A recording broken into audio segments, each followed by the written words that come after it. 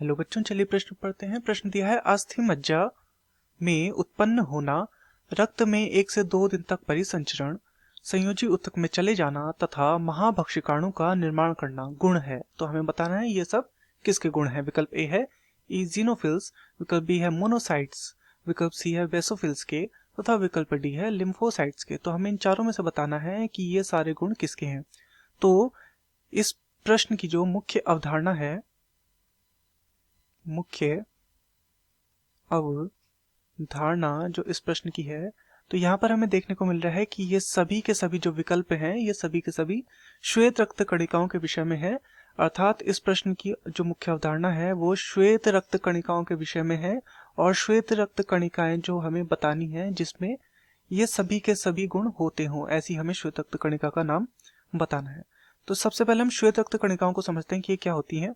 तो इन्हें white blood cell या WBC भी कहा जाता है।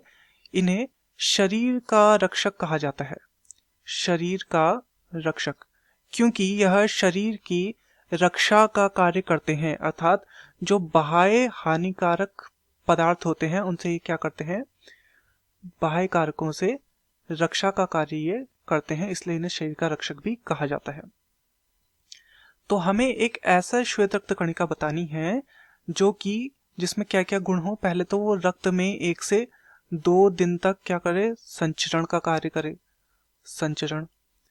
दूसरा, उसमें वह क्या होती हो, संयोजी ऊतक में जाती हो, संयोजी ऊतक से उसका संबंध हो, संयोजी ऊतक में चले जाना, यह एक गुण है, चले जाना।